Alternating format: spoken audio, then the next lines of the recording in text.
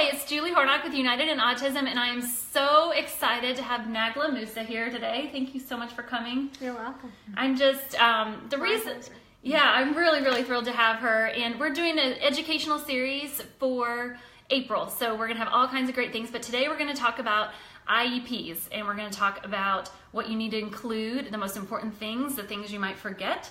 And before we get there, I want to talk a little bit about Nagla because she was very important to me to interview because she is my autism hero.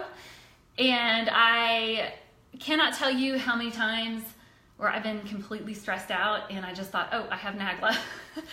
And so, you know, I've called you many times and I'm freaking out about something or other because she just is this wealth of knowledge. And it's great to be able to have a mentor. Mentors are just excellent in guiding you and easing your stress, and you know, just talking things over helps. It just helped to know that you were there, and like even if it didn't matter what you said, it was just okay, I have this like backup person that I can call. And knowing that you had been through it and seeing what a wonderful job you had done with your son. So Nagla's son is 30 years old, and she has come on such a long journey, and I was just so impressed with how she never gave up on her son. And in the book, I'll share her whole story, not the whole thing, but some of her story, and you'll get to hear all about him and what she's done with the National Autism Association also. And so the biggest thing was just no matter what, you just kept going. You never gave up. The steps, they all just added up, and he's doing amazing today. I think that's the most important part, is to never give up and to always look for new things to do and to try. And you know, if you do feel down and you do feel upset, it's okay to just take a minute, cry it out, but after that, pick yourself up, start researching, start looking for new therapies, because everything that we did with my son took him a step further. There was no absolute wow, except maybe for the gluten-free and casein-free diet. But other than that, everything just pushed a little further and helped us just a little bit more. And we worked very hard, and so did he. He worked very hard as well in order to get where he is today. But he did graduate from UTD, and he did. He does have a full-time position, which is something that I'm very, very thankful for. And I mean, I think that's what we all want. Of course, and the most important thing is that he's satisfied with his life, he's happy, and he feels useful, and he feels needed and wanted. So that's important, I think, for all people to feel. I mean, absolutely. That's incredible. And I think one of the biggest time in, you know, my daughter's 15, and so lots of my friends have kids that are the same age, and what I see at this age is complete exhaustion. And you want to say to yourself, well, this is as far as they're going to go. And you want to say, you know what, I'm going to pull off of everything and I'm just going to coast. And well, no, I mean, for good reason, because you're so tired. But I think that's what, in hearing your journey, that you did differently. You never did that. And I look at the difference. And so I do want to encourage others, you know, that you'll get to read Nagla's story in the book, but just encourage others to keep going. Just, you know, take your break, like you said, like chill out, go do something, or even take 3 months off or something. Yes. But then hop back in. You are never any good to anyone when you're stressed out and when you're burned out. So take time to replenish your own energy and to feel like you have things under control. And then once you do that with yourself, then you can go back and again. I think one thing that I'm very good at is being persistent and never giving up. You know, I'm stubborn. And that serves me well in that direction. And I don't, you know, I know when to switch avenues from one thing to another, because I think that's important to know that as well. But that doesn't mean that I'm just going to throw my hands up in the air and say I'm not going to try anything else. Yeah. Well, and we've seen that also with the national. So Nagla you are involved with the National Autism Association of North Texas. You're the president. Yes. And that's the organization I'm involved to, and I owe so much to. It's such a wonderful group doing so much good for the community. So kind of tell me what you do. I mean, I know you do everything, but what are the things you're most proud of that you've done? Well, the first thing that I'm very proud of is founding this chapter in the North Texas area in 2008 with 3 other people, Nicole Wallace and Marianne Getlera. We actually were the founders of this chapter. We met, I remember meeting at Corner Bakery and talking about what are we going to do and where do we want to go with it and what kind of support. And at the time, there wasn't a lot of support for parents. So recruiting great board members was one thing. Recruiting you was wonderful because you're just a ball of energy, and you're very good at pinpointing the fact that moms need help and mom needs a night out. And you persisted with that, which was great. And that's one thing that I'm very proud of. And it serves our community very well because it gives the moms something to look forward to, a night of camaraderie with other moms, and to talk and to feel like they're not isolated and they're not alone. And most importantly, they don't have to pay for it. Yeah, I mean, no one's coming if they're going to have to pay for it. Yeah, because sometimes it can get expensive and you're paying for therapies and you're paying for everything else, and you come last. So when we put you first, the NAA&T puts the mom first. Once a year is great, and it's excellent, and they just absolutely love it. And then the other thing I'm proud of is the safety initiative that we have, which comes from our parent organization, NAA. Wandering and drowning are the #1 things that kids die of that have autism. They seem to tend to gravitate towards water, and a lot of times they will do that and they will drown. So it's very important to search there first, bodies of water, because that seems to be the place that these kids, and especially bodies of water that are close by your house or that the child likes and knows where they are. So, these are important things to do. I mean, I've had personal experience. I think I've blogged several times about Lizzie was a wanderer, and she wasn't just a wanderer. Like, wanderer makes it sound like it's like lackadaisical, but she was like somebody that tried to get out. Like she would wait, and for someone that's not aware of what's going on, she was so aware. She would wait for her moment, and then she'd slip out and disappear. And so, unless I was constantly on her, she would be gone. And we had several times, and 2 different times, maybe 3, that we found her in water, and we were just, I mean, it was just by the grace of God that it wasn't deep, or it didn't go worse, so. Yes, and teaching the child how to swim is important. All of these children seem to be very focused on escaping because there's somewhere in mind that they have that they want to be and they want to go, and they're so single-minded about things that when that happens, they look for their opportunity to get out. And that's very, very lots common. of them know how to get there. Like, Lizzie would know, she had memorized the map of the neighborhood when she was like 3. And we didn't know till she could talk later and tell us that she knew the whole, that was why she was screaming we were going the wrong way. We had taken a different street and she was melting down, and I didn't know what was wrong. And later she would tell us, well, you went the wrong way, that's not my way. So, they memorize all of that.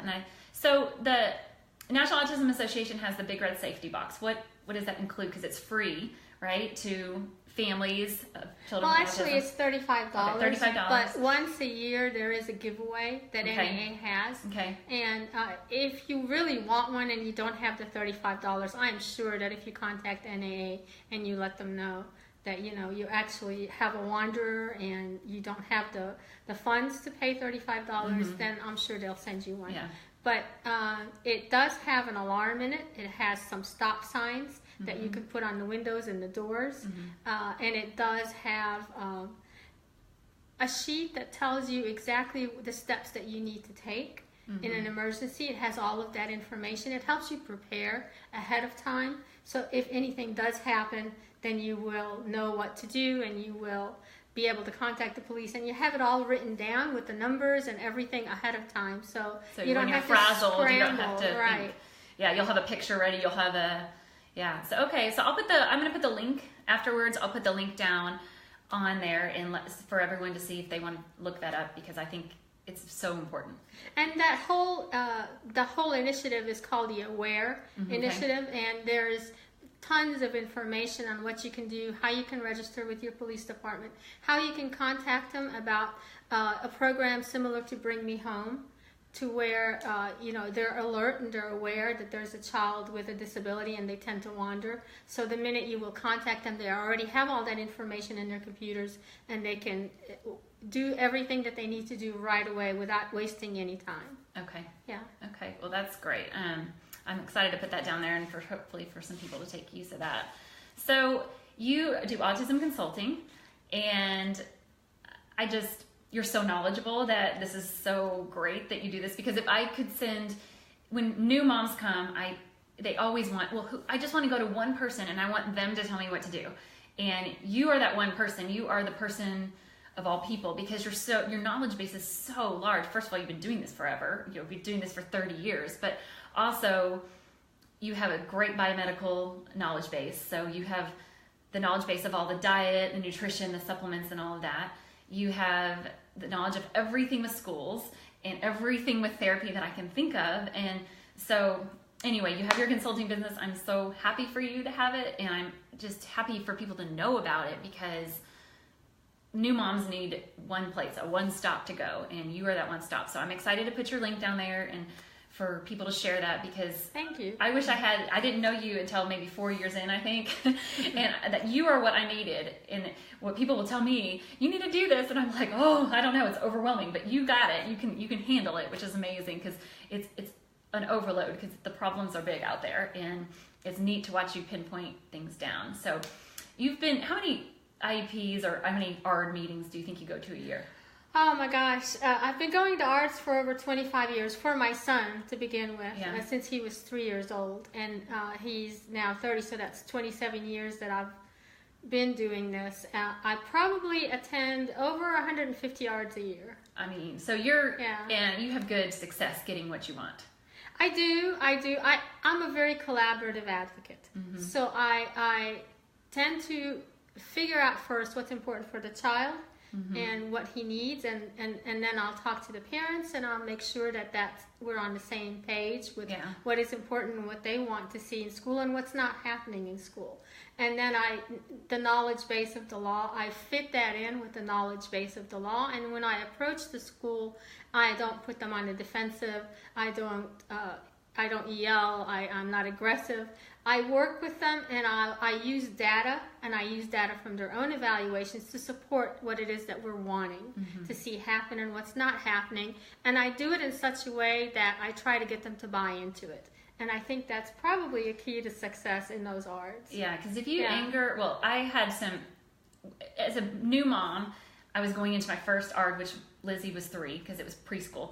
And we walked in, and I had been prepared by people that were very aggressive, and it was like, you have to take a video, you have to take video, you have to take, you have to tape everything. And I walked in with my rights law book, it was all the stuff to be like super aggressive, and it was a complete turnoff to everyone. They were like, they clamped up, they were nervous, it made everything very uncomfortable. And so I changed my scene completely after that, because I felt like it's almost like other parents want to prepare us to fight once we're in that room, and that we need to go in with a different, at least for me, what worked was going in with a different mindset of where I need, like you said, I need to make them want to help me, because they will do a better job if they are excited about what we can do together.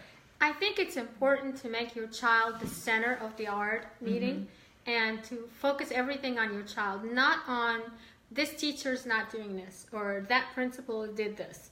I think it's important to focus on what it is that your child needs. My son tends to wander, so safety is an issue in school. This is why he needs a paraprofessional or a special education teacher with him at all times, especially in recess. Okay. Because that's when he'll find a way to escape. Mm-hmm. And this is how you approach it. You approach it from what it is that your child needs. Communication is the most important thing for my child. He's very slightly verbal, and we need to increase that. We also need assistive technology to help him with his communication. Mm-hmm. So can we have an evaluation for assistive technology? And this is how you work it, and then when it's important to look at the data in your evaluation, and to look at the testing that's been done, and to figure out what that testing is saying. And a lot of times they will recommend things in that evaluation. So taking that data right out of their own evaluation and saying, this is what's been recommended, that's your biggest ally. Because this is something that no one can argue with. It's there, it's black and white. They did that wonderful evaluation. Yeah. So, and I even sometimes will praise whoever, the diagnostician, whoever did the evaluation, for doing such a thorough job and pinpointing the issues. And then you have to negotiate from there. You know? Okay, well, let me back up, because I want to pretend we're talking to someone today that has no support. And so basically, let's pretend they live in like some area with no support, no help. So they're walking into the ARD, and you're saying we need to do prep first. So the first thing we need to do is we need to get the evaluation.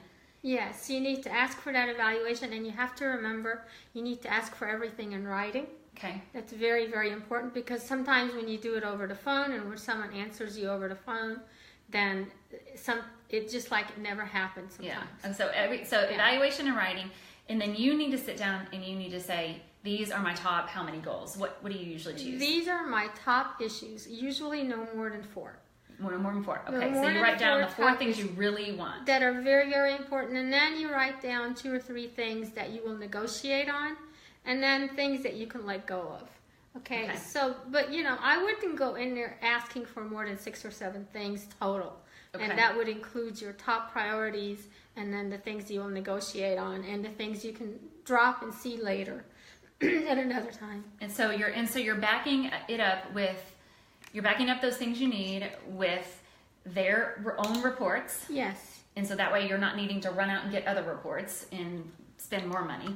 And then you're backing it up. Do you take the rights law? What are you need to know your law? Tell me about that. Familiarize yourself with the ARD IEP process. So, for example, www.texasprojectfirst.com, and it's TEXAS, Okay. projectfirst, FIRST.org. Okay, I'll put that link on the bottom too, but yeah, thank you. And that will take you through the IEP process and how the ARD is run. Okay. And how the ARD is run is they start first with looking at present levels of performances.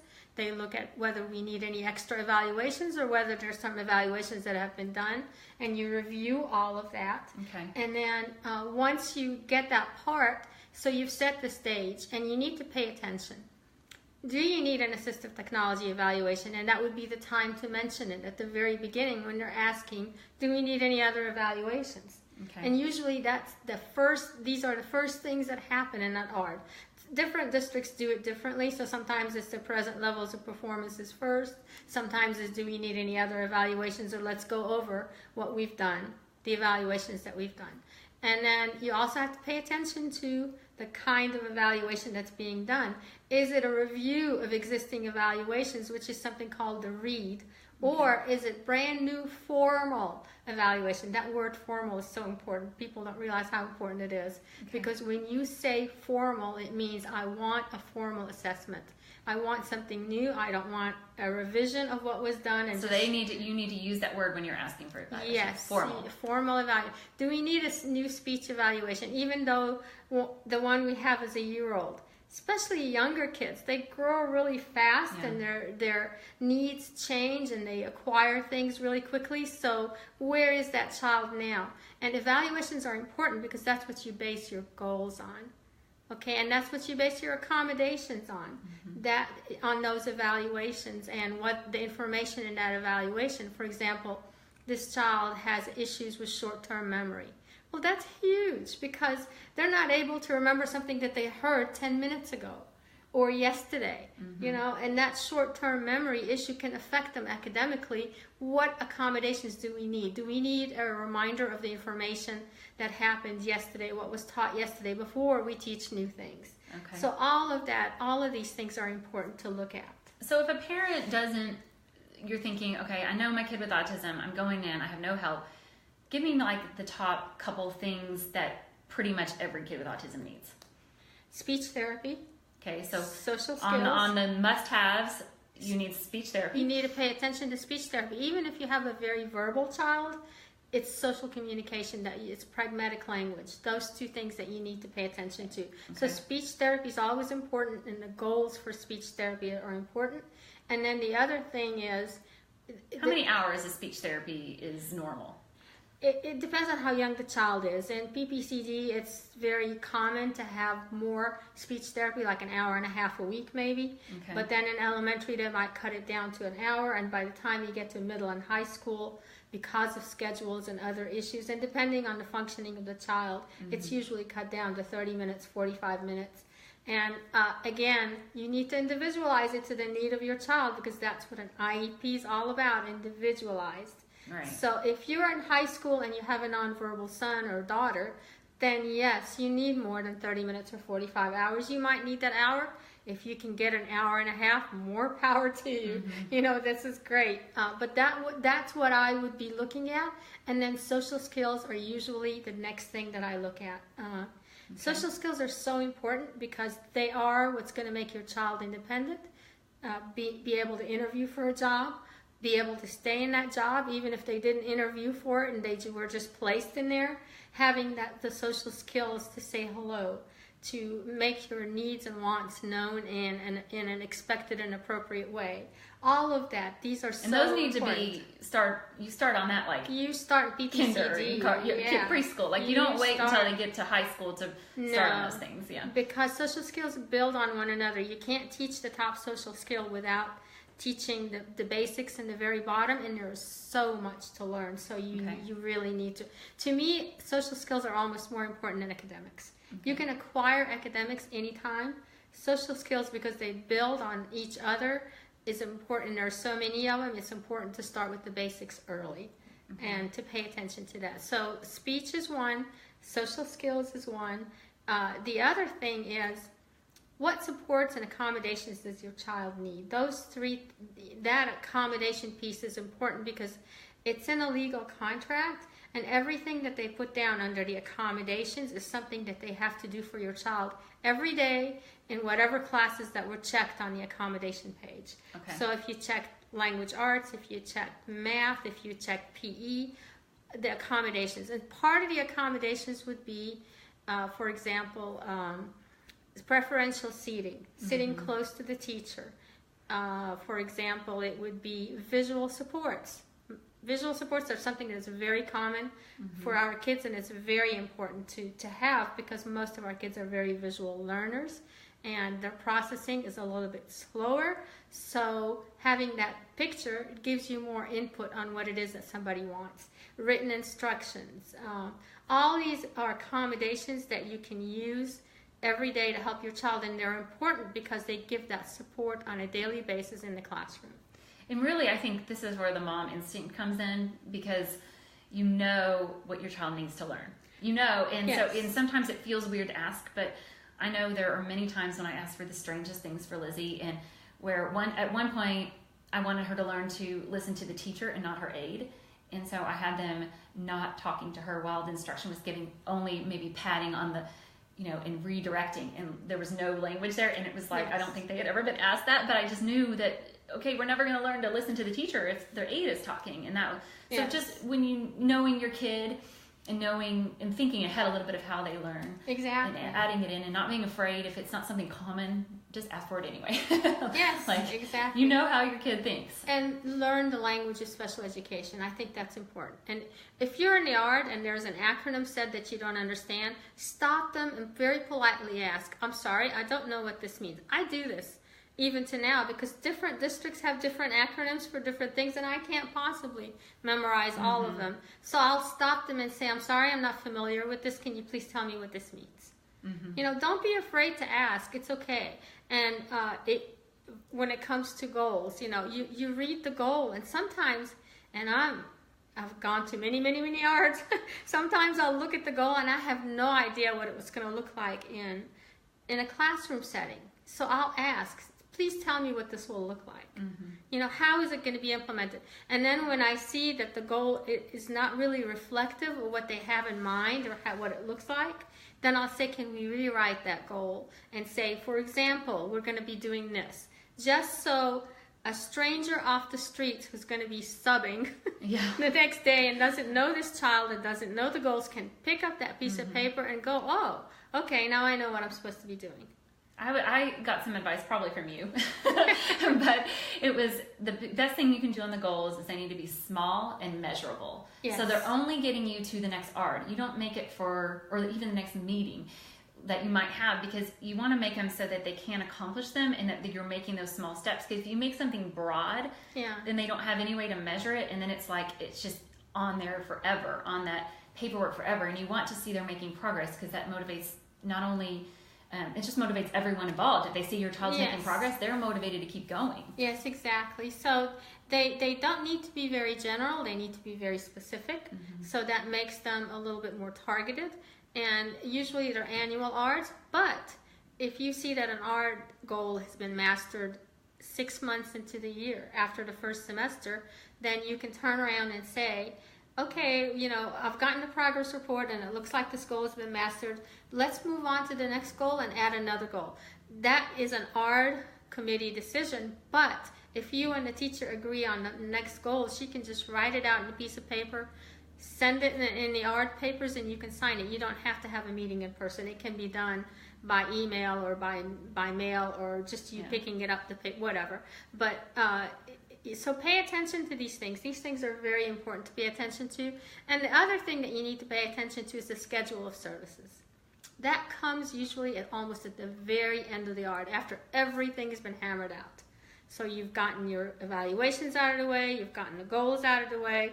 Now when everybody's exhausted and ready to leave, it's time for the schedule of services. And that's usually a point of contention for a lot of arts, because that's when you talk about how much speech time you're going to be getting, how much OT, whether it's consult, whether it's direct OT, and that's when you talk about special education versus inclusion or general education classroom. Okay. And you need to pay attention whether this child, how many minutes is this child going to be spending in special education? How many minutes a day are they going to be spending in general education? These are all things that you need to pay attention to, and that you need to, a school day is, 320 minutes, something like that. I don't remember the exact number of minutes. But that's the school day, and then, so if they're spending 200 minutes in special education out of that time, most of their day is isolated from their peers. Right. And you need to negotiate a better, and what I mean by peers is general education peers. Yeah, and I would say if you have a child they're not wanting to include very often, and they're just throwing in them in recess or lunch. Yes. I would say there needs to be some goals at recess and goals at lunch, and someone working with them, so they're not just standing there, or they're not just sitting eating their lunch. And that's, inclusion and sitting in general ed classroom doesn't mean that you just put someone there without support. Right. The supports are important, and IDEA is very, very clear about that you put them in there, because a lot of times I run across, okay, we're going to give you what you want. We'll put them in general ed classroom, and that child is there with the teacher, the general ed teacher, and 22 or 23 other students. Nothing else drives me crazy more. Yeah, and he's totally lost. He can't do the work. They're not modifying the work and giving him something to do on his own level. And then they'll turn around, and in 3 or 4 months, all of a sudden, inclusion is not working. He's acting out. He's not behaving well. Why? Yeah, and so you need to, before you put that child in inclusion, you need to train everybody on their behavior plan, if he does have a behavior plan or she does have a behavior plan. You need to train, you need to make sure there is something meaningful that has to do with the curriculum that's being taught, but that's on their level, that's being done in that inclusion classroom. Or include that child in when it's direct teaching and something they can benefit from. For example, in kindergarten, if it's story time. Right. Include that child in there. If they can sit down for the 15 minutes that they're doing story time in the circle, then yes, that's the time. So you have to really tailor that inclusion time to that child's level, their needs, and make sure that they're being supported in there, for example, with a paraprofessional or with a special education teacher. They don't have to be there the whole time, but they need to be there when that child needs them, whether it's during unstructured time or, anything like that. Yeah. I wanted to give a little side note on that, because I would say, as moms, we volunteer on the PTA, or we do something like a fundraiser or cookies. But for me, what I found was the best thing I could do is volunteer anything that was in the classroom and anything that got me in there evaluating what was going on. So Yeah. library time, I'm in. I'm the lady checking the stuff out. Or Yeah. circle time, yeah, I'm the lady helping with the centers or whatever it is. And Yes. anything in the classroom I would sign up for, like if you're if you're able and don't work, or if you can get off work. It's so important because you get the lay of the land and you get to know the other students. You can maybe pick out somebody that might be a good peer friend to do work with outside of school. Yes. And so that's really important the more you can get yourself in there. But doing the It's- cookie dough fundraiser does like nothing. I mean, it's wonderful, but it does nothing for you evaluating your own child. And that's a great idea. And if you have the opportunity to do this, it's wonderful. If you're working full time and you can't do that, ask for observation time. 2 or 3 times a semester if you can. Keep communication channels open with the teacher, whether it's by email or phone, however you and that teacher prefer to communicate. There are other ways you can do it. If you're a working parent and you can't be in there volunteering 2 or 3 times a week, then that's what you do. But go have lunch with your child once a week. Take that tells you a lot when you go in there and have in the cafeteria. That tells you about the noise level. It tells you about where your child sits, who they sit with, whether they communicate with anyone, whether they're social with anyone or not, whether they're isolated or not.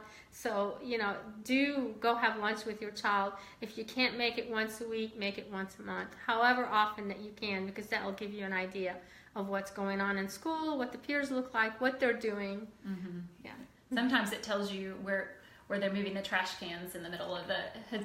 Lily used to obsess about the trash cans, and at one point they started moving them in the middle of her lunch period, and it was like meltdown central, and it took us... They're loud. Well, I don't know. Yeah, And they're it's like, very I think she was loud. used to throwing her trash in one area and then the other. Anyway, it's just, you learn a lot, because I couldn't figure out, she was melting down every single day in lunch, and we couldn't figure it out. And then I had visited, and I was like, oh, because she was just staring at him. And it was like, no!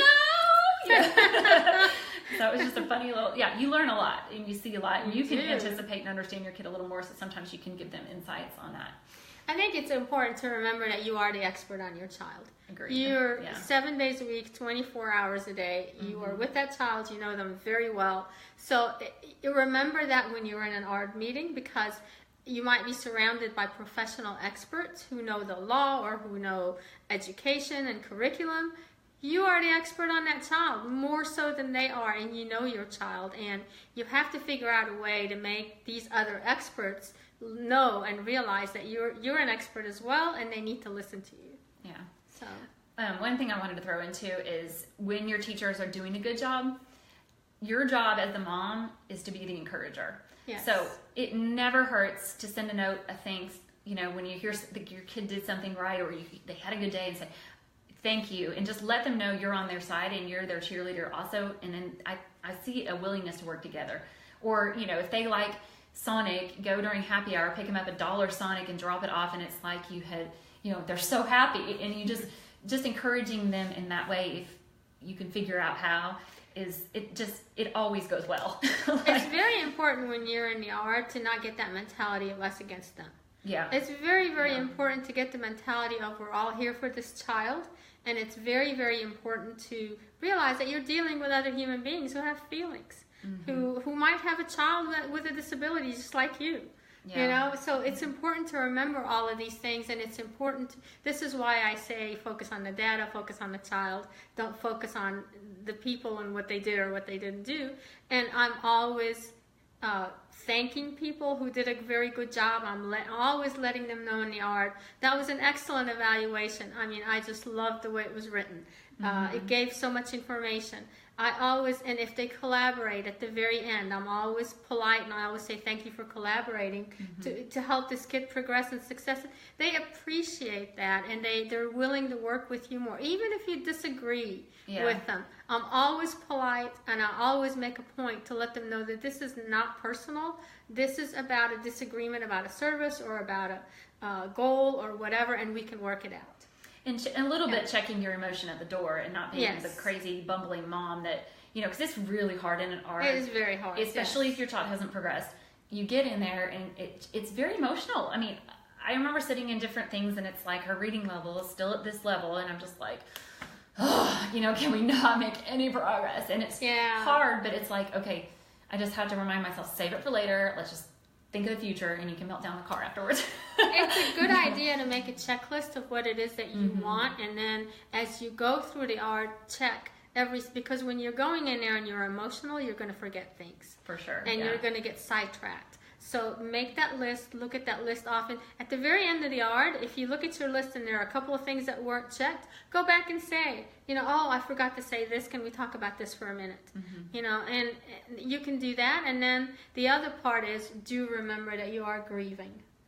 Because you're sitting there facing so many people saying your child is on this level of reading and everybody else is on this level. They're second grade and everybody else is fifth grade. Right. And you do grieve, and you are human.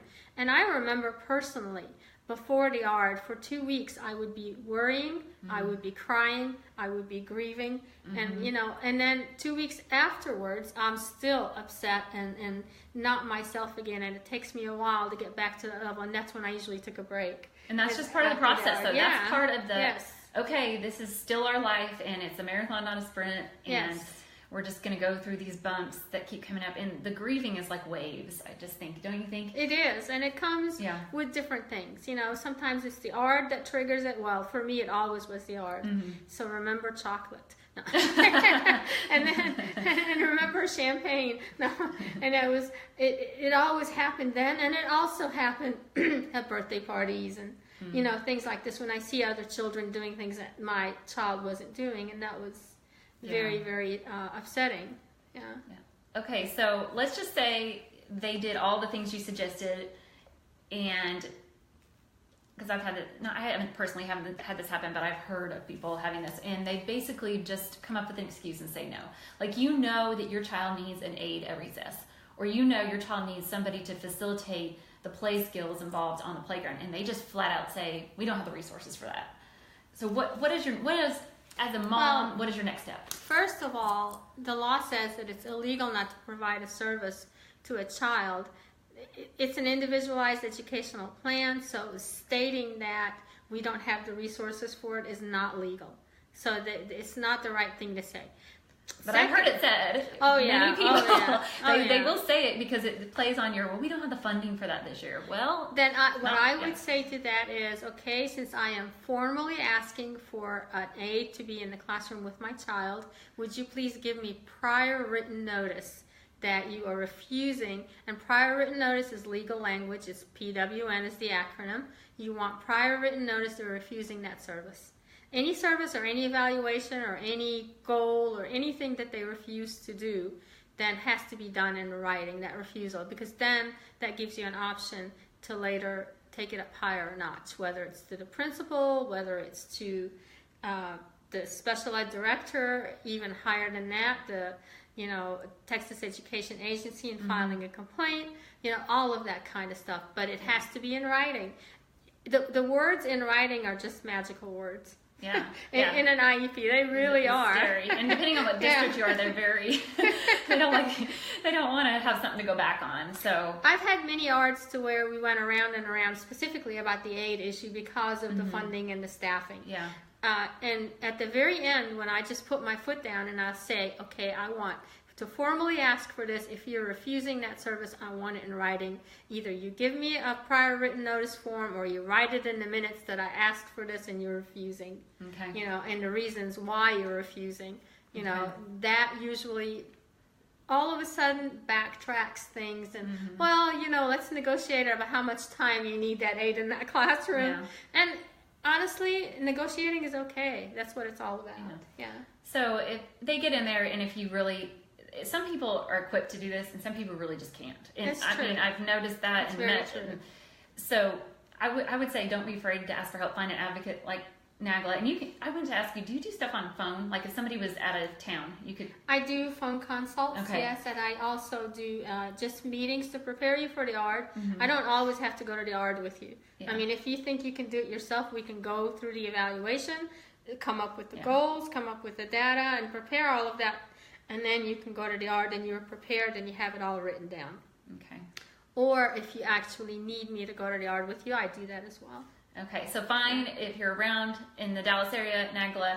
If not, call her and get advice. If not, just really find somebody in your area. But if you can't afford an advocate, people don't realize there's grants, there's pro bono work, because you for years and years and years and years did this for free. So really get in touch with your groups in your area and find out, because there are resources and there are grants and things and people that will do it for free. But also, if you don't know anyone, look around your school, and that's another reason to get involved, is find a mom that has an older kid with autism and maybe see how she's doing in her ARD and just ask her, will you come to the ARD with me? Just having an extra set of eyes that's not you and that's someone else in there, that's a friend, it's not dad and it's not mom. Having that extra friend, an extra set of eyes, even if they're just sitting there taking notes and not saying anything. Is there something about having another person, because they don't know who that other person is or what their title is in the real world, and so then it's like, all right, they got someone else. And plus, it's nice as a mom to feel supported, because you do feel lonely, all alone. You have a table of 7 other people and you're like just this person sitting there, well, I really need an aid, and so I think all of that was so the reason why I did this pro bono for so many years, is because I remember sitting in ARD with 12 people at one point and leaving that ARD just hysterical in tears, because things did not go right. They did not do what I wanted to do for my child, and I knew that the plan that they came up with was not right. So, this is the reason why I do this, because it's very hard, and I see many parents crying in ARDs, and I've cried. I've definitely cried in an ARD. I don't know anyone that hasn't, but it's hard not to. It is. And if I didn't cry in, I was crying after or before. It's just it's like this big stress. I don't know. As a mom, you just feel like you got to have it all together when you walk in, and then it's like sometimes it doesn't go how you want it to go. And so anyway, I think it's great. All the things, I just appreciate all the different things you've shared, because I think they're going to be really helpful. If people post questions, would you be willing to go and answer them? Yes, sure. Okay, so ask Nagla your questions. This is your chance. This is your chance. So ask her questions and she will answer them below. Maybe we'll check that, because usually people will watch it later. So we'll check back and I'll tag you whenever I see new questions and stuff coming up. So anyway, I appreciate you. I love you, and you're like the feeling is very mutual. You're my autism hero. So thank you. All right, we'll post all the links below for National Autism Association, Safety Red Box, the one that said everything you can do in the ARD, like it listed out for you, right? You'll send me that link, and then Big Red Safety Box. Right? Yes. Is that all of them? Yes. Okay. Thank you so much. Stay tuned. And then every week in April, I'm bringing in someone. We're going to talk about different things sensory-wise to do in your home, behavioral plans. I'm trying to think what else. Oh, with Christina Busso, she's going to talk about bringing play into your behavioral programming and what that does for bringing that out into the world. It helped my daughter so much. And then Marianne's going to talk about 5 sense learning. So if you have a kid that really has trouble learning, you need to listen in on that one. All right. Thank you so much. Have a great day.